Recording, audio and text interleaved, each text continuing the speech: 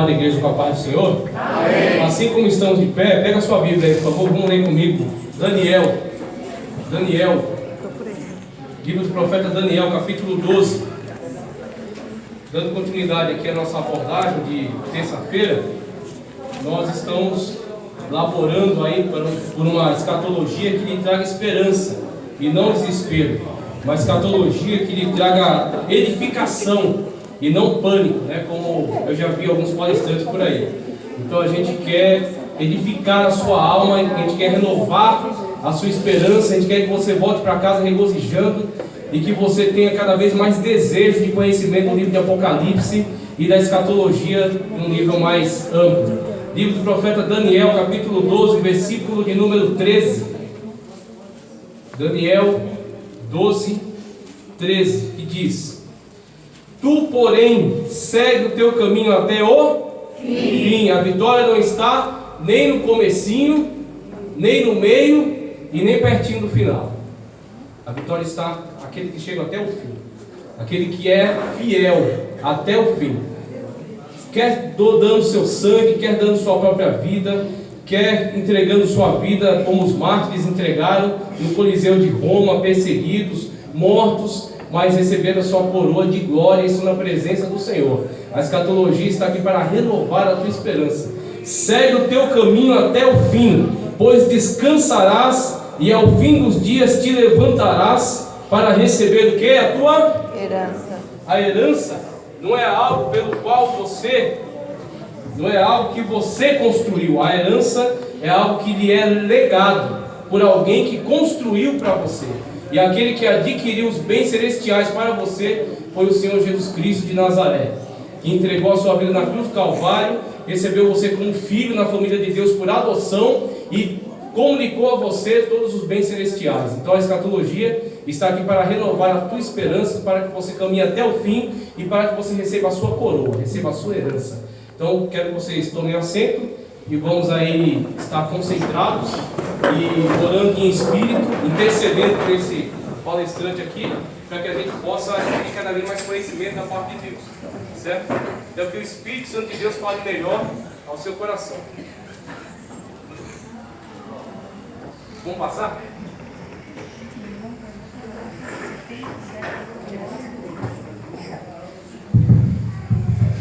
Isso, pode passar que isso aqui já foi abordado, senão não vai dar tempo. Vamos lá, pode passar, isso, mais, pode seguir, isso aqui já foi falado também. Vamos lá, isso, pode dar um pause aqui, volta um pouquinho, volta, isso, pronto. Veja só, a gente parou aqui, ó, nesse texto aqui. A gente já fez a abordagem do profeta Daniel, que fala acerca das semanas, né, a profecia da 70ª semana de Daniel. Nós já esclarecemos acerca disso e já adentramos aí a essa passagem do Apocalipse. Então a gente vai ver que essa passagem que foi entendida em Daniel, que trata acerca da estátua, que estamos vendo ali a miniatura dela. A estátua que tem cada parte dela corresponde a um reino. A cabeça de ouro correspondendo à Babilônia, os peitos e braços de prata, né, correspondendo aí à Medopécia, o abdômen de bronze correspondendo ao Império Macedônico. Então é uma continuidade histórica de impérios que foram se levantando e que foram revelados a Daniel, que estava buscando a Deus há cerca de 70 anos, que iria findar o cativeiro de Israel, de Judá, na verdade, né? O cativeiro de Judá na Babilônia. Então Daniel, buscando acerca disso, acerca do final do cativeiro na Babilônia, Deus desenrolou diante dele um mistério muito maior. E eu acredito que é isso que acontece quando o povo de Deus, ele entra na presença do Senhor para buscar em espírito e em verdade. Você entra na presença de Deus para buscar acerca de algo, e Deus mostra para você coisas que o olho nunca viu, que o ouvido nunca ouviu, e que não desceu jamais ao coração humano. Então Deus mostrou para Daniel muito mais daquilo que Daniel estava buscando ver. Então Deus mostrou para Daniel a continuidade histórica que vinha com os impérios que iam se levantando e derrubando outros, se colocando no lugar, e assim chegando até o Império Romano e depois os pés de ferro e barro, que trata acerca da União Europeia.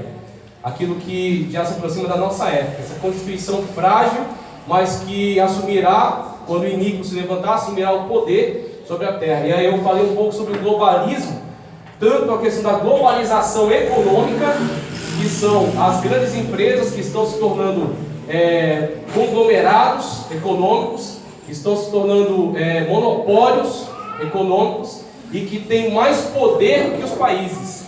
Existem empresas da atualidade, conglomerados econômicos, que são mais poderosos do que países, que têm uma renda per capita maior do que países europeus. Eu não falo países africanos ou sul-americanos, eu falo países europeus. Então, empresas desse porte, elas têm mais poder do que certos representantes de Estado. Elas ditam a política de certos blocos de países. Então, nós temos aí a globalização econômica promovida aí por essa ação da ONU, por exemplo, quebrando fronteiras, quebrando nacionalidades, adentrando pelos países, interferindo na sua economia, facilitando a entrada de empresas estrangeiras, quebrando empresas nacionais. Nós temos um exemplo aqui no Brasil, a Gurgel, que foi uma indústria nacional automobilística que ia se tornar forte, mas quando parou de comprar motores da Volkswagen, a empresa veio, comprou a Gurgel e faliu ela. Comprou para deixar ela falir. Por quê? Porque eles não podem perder o poder do monopólio sobre aquele produto. E você ouve todo dia isso no jornal e pensa que isso não tem nada a ver com escatologia, né? Eu digo para você que está completamente relacionado. Está completamente relacionado. Por quê? Tudo isso vai interferir nessa grande plataforma que está sendo construída para quando o inimigo se levantar, ele ter todo o poder. É isso que nós vamos ver que João viu. Essa manifestação dele, quando ele vê aquele animal sobre das águas, que está no texto aqui atrás, nós vemos que esse animal está besta, como ele diz aqui. E por que ele chama besta? Por que ele emprega esse termo que no grego é télio, ou seja, um animal indomável, um animal violento, agressivo, destruidor? Por que ele tem essa caracterização de besta? Porque ele é um ser que não vê limites, ele é um ser que não vê fronteiras, ele é um ser que não vê barreiras diante dele, ele arrebenta qualquer coisa que se opor. Que é exatamente isso que acontece com a questão econômica e que acontece com a questão política, também com o globalismo cultural, que está promovendo aí essa cultura de miscigenação e de neopaganismo, essa cultura de sincretismo religioso, ou seja, não existe mais a possibilidade de uma religião se colocar como a verdade, porque eles não admitem essa questão de existir a verdade absoluta. Existe a minha verdade, existe a sua verdade, existe a minha moral, existe a sua moral. É um relativismo ético-moral, um relativismo também religioso. E aí, esse relativismo religioso produz o chamado sincretismo. E o que é o sincretismo? As religiões, elas podem se relacionar, elas podem se misturar, elas podem se associar. Só uma fé que não tem como se associar dentro do sincretismo é a fé naquele Deus que diz: aquele que comigo não ajunta, espalha. Aquele que não está comigo está contra mim. Dentro da fé do Senhor Jesus Cristo, que foi dada a mim e a você, não é possível relativismo. Nós temos apenas um caminho, ele chama-se Jesus. Nós temos apenas uma verdade, ela é o Senhor Jesus. E nós temos apenas um que nos dá a vida, que é o Senhor Jesus. Então nós estamos fora do sistema. E por estarmos fora do sistema, nós somos estranhos ao sistema, e o sistema também não gosta de nós. Não tem como nós nos associar, nos relacionar de uma forma amistosa. Por quê? Porque estamos fora do sistema. Então eu digo para você, você só tem um caminho. Por isso que eu li Daniel para você no começo aqui. Você só tem um caminho, você tem que ser fiel até o fim. Se você não se comprometer nessa noite a ser fiel até o fim, você vai ter problemas sérios, graves. E eu já disse aqui no começo da palestra, não tenho interesse aqui nenhum em causar pânico, mas eu tenho um compromisso com você em te dizer a verdade. Está difícil hoje? Está complicado hoje para você servir a Deus? Na faculdade, na escola, no trabalho, em casa? Eu digo para você, você não sabe ainda o que é dificuldade. Você não sabe ainda o que é problema. Hoje você tem o Espírito de Deus que está aqui na terra e ele detém a ação do inimigo. Mas quando ele subir, o texto diz, ele vai agir na eficácia de Satanás. Então você pensa em diversos ditadores que se levantaram ao longo da história, né? Você tem Mao Tse Tung, você tem Stalin, você tem Hitler, você tem Mussolini, você tem Che Guevara, você tem Castro, que se levantaram ao longo da história, querendo implementar uma revolução, trazendo dor, trazendo matança, trazendo diversos tipos de injustiças. e eles estavam agindo, influenciados por um espírito de anticristo, mas eles não têm ainda a total eficácia de Satanás, não têm total liberdade ainda, tanto que foram detidos, e a história nos mostra aí que o Evangelho prevalece, nos mostra aí que o Evangelho, mesmo perseguido, ele vence. As portas do inferno não prevalecem contra a igreja de Cristo.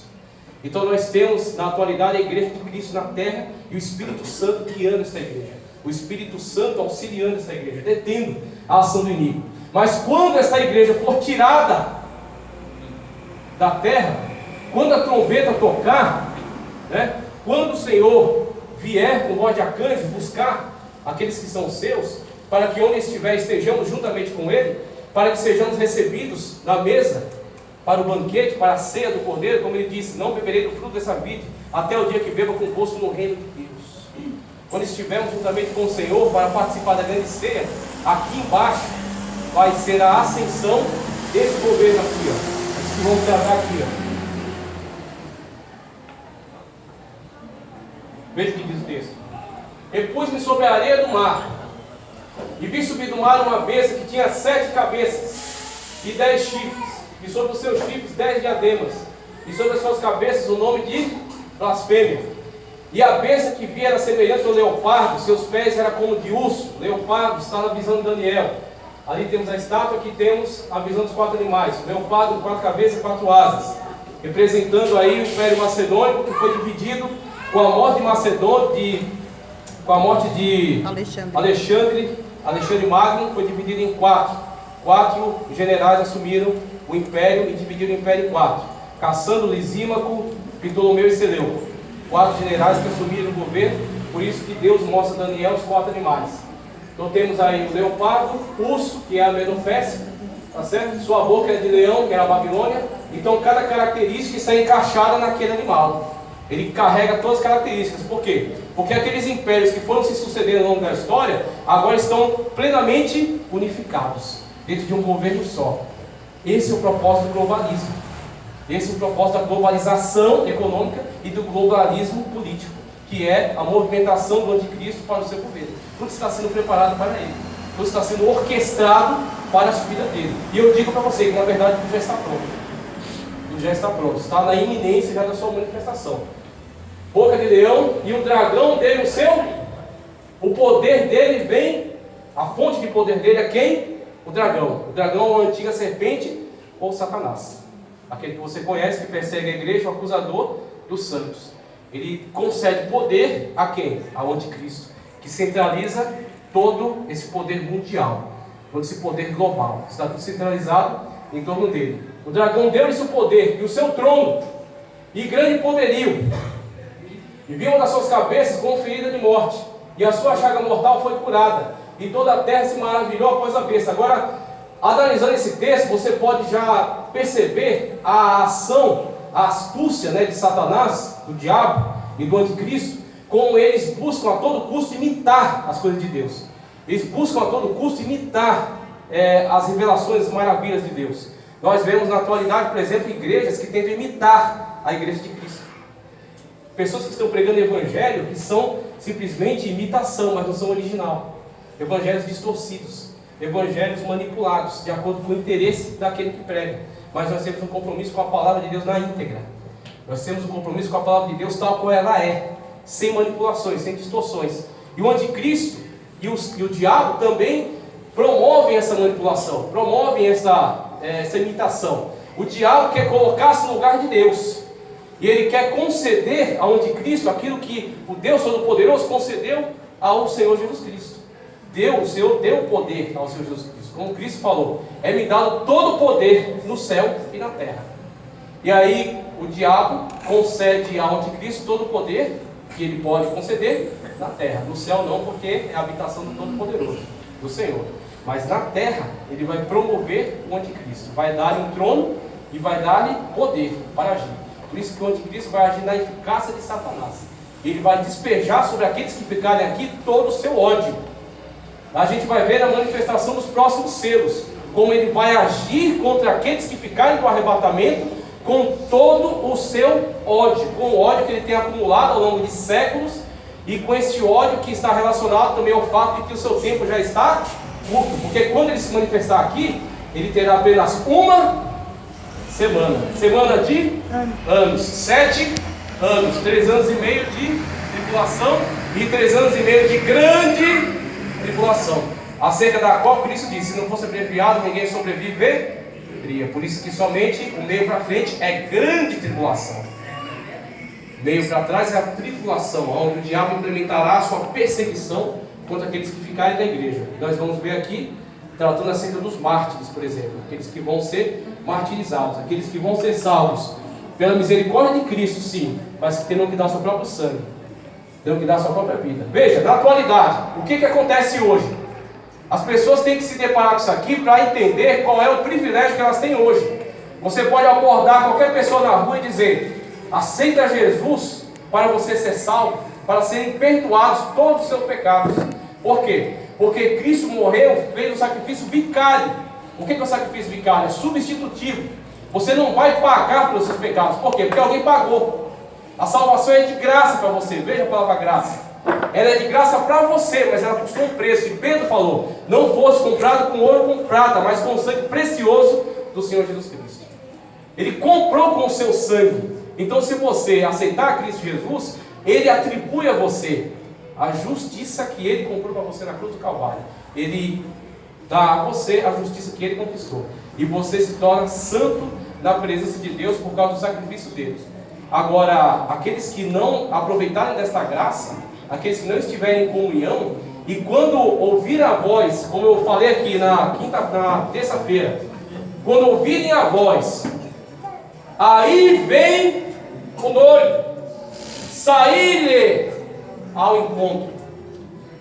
Quando você, essa voz soar, se você não tiver azeite dentro de você, o que é azeite, meu irmão? Na atualidade, as pessoas gostam de pegar litros e litros de azeite, levar para cima de um monte, orar a noite inteira, trazer e dizer: é o azeite santo.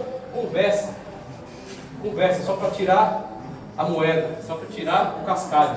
O que é o azeite da atualidade? É o Espírito Santo de Deus que está sobre a minha e sobre a tua vida. Ele se manifesta em nós, que nos anima, que nos alegra, que nos faz seguir, que nos faz prosseguir, que nos faz vencer os obstáculos. Você tem que ter azeite. Você tem que ter o Espírito Santo constante na sua vida. E assim como Davi, quando ele cometeu aquele pecado terrível, aquele pecado abominável, e ele foi confrontado por Deus, porque Deus nos confronta com a sua palavra. Ele foi confrontado por Deus, e a oração que ele fez foi a oração certa: Senhor, tira tudo de mim, mas não tire o teu Espírito. Você tem que saber priorizar aquilo que é prioridade. Você tem que priorizar o Espírito de Deus sobre a tua vida, porque Paulo disse: Ele é o selo da tua salvação, Ele é a marca da tua predestinação. Tu estás predestinado por causa da presença do Espírito Santo de Deus na tua vida. Então veja, é isso que nós temos que ver. Aqueles que não tiverem azeite não vão enxergar, e o noivo vai ir e vai levar aqueles que têm azeite, e aqueles que não têm azeite vão se confrontar com essa situação aqui. Veja só: e viam nas suas cabeças feridas de morte. O que ele está dizendo aqui? Acerca das manipulações do anticristo sobre as pessoas que ficarem. Fala que ele viu nas cabeças feridas de morte, ele foi curado. E desta cura que ele recebe, ele será glorificado pelas pessoas que estiverem aqui. Ele vai imitar a morte e ressurreição de Cristo Jesus. Ele vai imitar a morte e ressurreição de Cristo Jesus. Ele vai implementar um meio dele se colocar como o Salvador. O Salvador das pessoas que estiverem aqui. E aqueles que conhecem a verdade e que não concordarem com isso, vão ser tidos como pessoas subversivas, vão ser tidos como pessoas fora do sistema, como pessoas rebeldes, e vão ser caçados, perseguidos. E é isso que está escrito nos próximos textos. Pode passar, veja só. Pode passar. Isso aqui já foi explicado acerca da estátua e acerca dos animais. Essa aqui é a visão de Daniel. A visão de Daniel está concretizada aqui, ó. A visão de Daniel está completamente enquadrada dentro disso aqui, ó. Boca de leão, corpo de leopardo, patas de urso, e a conjuntura dele é o animal terrível. Tem 7 cabeças. Novamente, mais um aspecto das cópias que Satanás faz das coisas de Deus. O número 7, que está presente ao longo de toda a Escritura e que fala acerca de plenitude, que fala acerca de perfeição. 7 dias da criação, por exemplo, no 7º dia descansarás. os 7 Espíritos de Deus que estão diante do trono, conforme João vê nos primeiros capítulos de Apocalipse. O número 7 nos fala acerca disso. 7 semanas é a concretização de todo o tempo escatológico. Então nós temos aí o número 7 sendo relacionado com essa questão de perfeição. E o diabo sabe disso. E da mesma forma como já foi nos avisado, que ele pode até se transformar em anjo de luz e, se possível, enganar os escolhidos. Você tem que tomar muito cuidado. Você tem que tomar muito cuidado. Por isso que o alerta que a gente fez na terça-feira, a gente faz hoje de novo. Se você não lia a palavra de Deus, passe a se interessar mais. Passe a se dedicar mais. Desliga a televisão. Desliga um pouco o Face. Desliga um pouco a internet. E leia mais a palavra de Deus. Por quê? Porque se você não tiver a palavra de Deus no teu coração, é fácil ser enganado. Se você não tiver luz, é fácil se perder. A palavra de Deus é lâmpada para os meus, ou seja, para você resolver situações no seu dia a dia. Mas ela também é luz para o meu, para resolver situações que estão à frente, adiante. Mas se você não tem essa luz, o que você vai fazer? Você está perdido. As pessoas podem facilmente te enganar. E como eu disse aqui, aquele que serve o Jesus errado vai para o céu errado. Só tem um Jesus verdadeiro. E só tem uma palavra de Deus que fala acerca dele. E você precisa conhecer o Senhor Jesus. Você precisa conhecer a sua palavra, porque ele disse. Aqueles que estavam discutindo com ele, falou: examinai a... Ele não disse ler. Só ler, pegar, passar a página, correndo para poder ligar o WhatsApp, alguma coisa assim. Ele disse: examine. Quando você vai no médico, ele quer descobrir a sua doença. O que ele faz com você? Exame de sangue, exame de urina, exame disso, exame daquilo outro. Olha na sua boca, vira você de avesso. Por quê? Para encontrar o sintoma da doença. Está te examinando. Ele quer saber aonde está o foco da doença. Eu convido você, procure saber acerca de onde está o mais profundo da palavra de Deus. Examine, para que você tenha conhecimento, que você possa seguir apenas esse caminho. Então você vê, ele vai copiar até isso, 7 cabeças. 7 cabeças. Essa besta que tem. Por quê? Ele diz: é a plenitude do poder. É a plenitude do poder. Todo o poder está acumulado na minha mão. O poder sobre quem? O poder sobre a terra. O poder sobre os governos. O poder sobre a economia. O poder sobre as vidas. O poder sobre tudo aqui na terra. E tem 10 chifres. E a gente vai ver aqui João destrinchando um pouco mais acerca desses chifres. Pode passar. Quer me dar o controle?